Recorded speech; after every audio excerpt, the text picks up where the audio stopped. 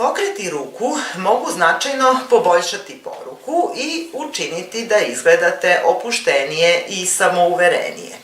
Gestikulacija rukama jedan je od najjasnijih neverbalnih znakova. Gestove rukama treba da koristite kao sredstvo kojim ćete pojačati poruku i dati neko dodatno objašnjenje.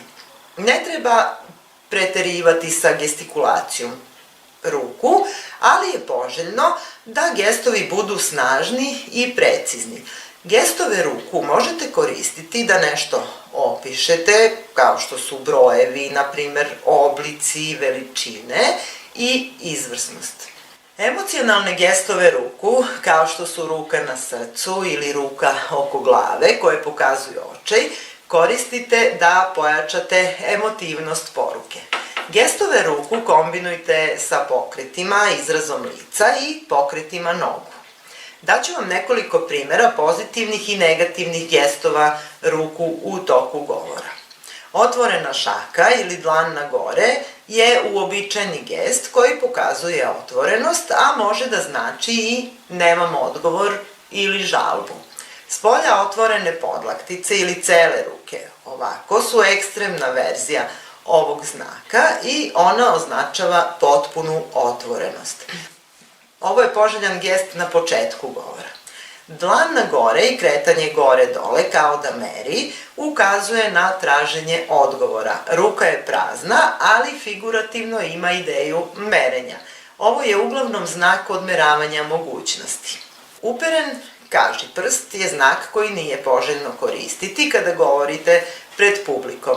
Ukazuje na nedostatak društvene svesti i samokontrole i pored arogancije ukazuje i na agresiju, pretnju, naglašavanje. Ovaj gest povezan je sa besom usmerenim na drugu osobu. Nekada može biti i pozitivan signal zahvalnosti, kao da kažete uspeo si, ali uz osmeh. Podignut kažiprst takođe spada u negativne znakove i uglavnom ga koriste diktatori kada drže govor, jer im on daje osjećaj moći. Ovaj gest, da znate, izaziva negativne osjećanja kod slušalaca i uglavnom se slušalci najmanje sećaju onoga što je rečeno dok se drži ovako prst. Najčešće korišćen znak kod političara i autoriteta je zvonik. To je kada se prsti obe šake dodiruju i stoje na gore u obliku zvonika. Ovaj znak simbolizuje misaonost, sigurnost i barijeru. Često se koristi u interakciji između pretpostavljenog i potčinjenog i ukazuje na siguran i samouveren stav.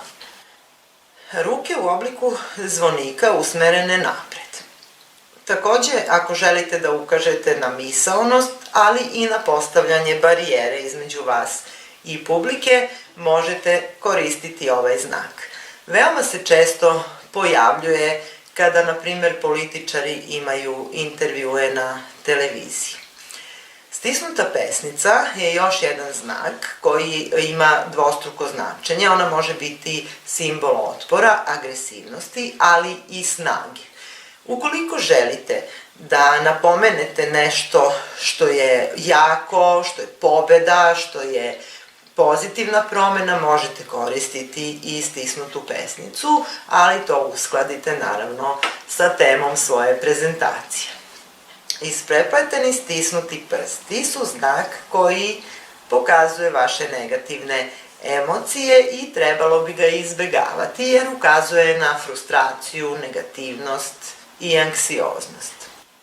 Ovo je veoma pozitivan znak. Često ga koristi američki predsjednik Donald Trump. Znak ukazuje da osoba koja govori iskazuje zadovoljstvo ili nešto odobrava ili pozitivno ocenjuje. Takođe ukazuje da je osoba autoritativna, ali ne i agresivna.